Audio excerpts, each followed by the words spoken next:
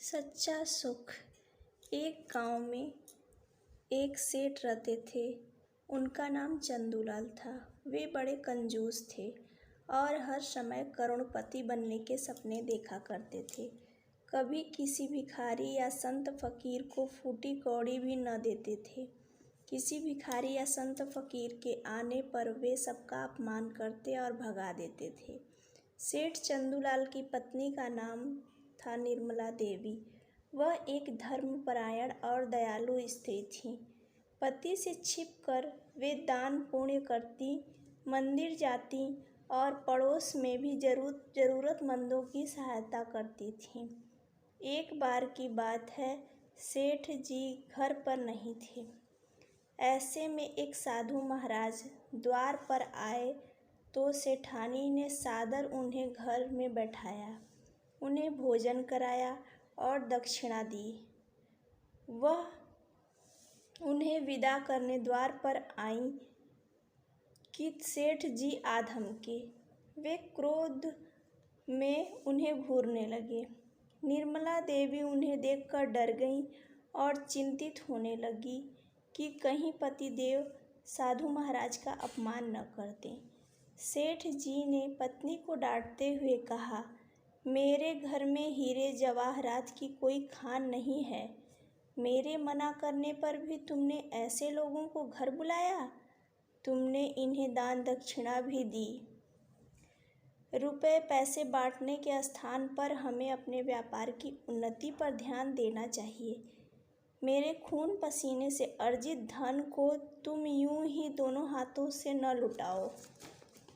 निर्मला देवी को पति की बातें बड़ी असहज और कटु लगी, परंतु वह विवश थी।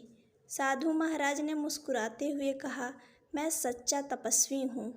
यदि रुपए पैसे ही चाहिए तो मैं माला माल कर दूंगा। बताओ क्या कामना है तुम्हारी।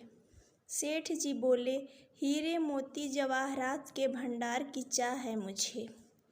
साधु ने कागज की पुड़िया से कुछ बीज निकालकर सेठ जी को दिए और कहा, इन्हें जमीन में बो देना।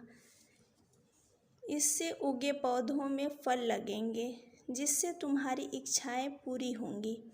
सेठ जी ने आश्चर्य से पूछा, इसमें कि इस पेड़ में फल कब लगेंगे।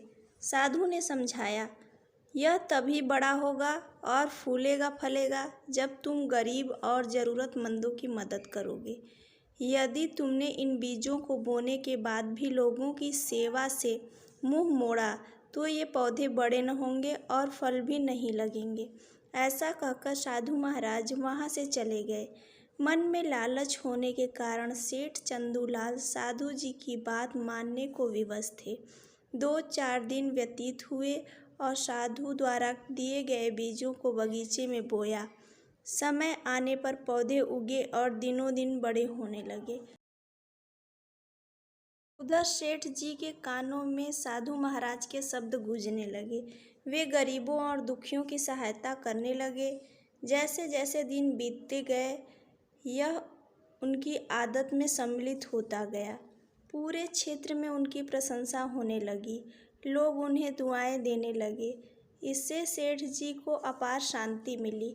लोग सेठ जी को आदर सम्मान देने लगे। धीरे धीरे वे पौधे बड़े होने लगे और जब तक उनमें फल लगते तब तक सेठ जी साधु की बातों की गहराई समझ चुके थे।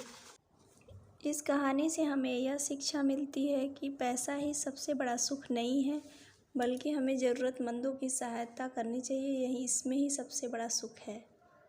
धन्यवाद।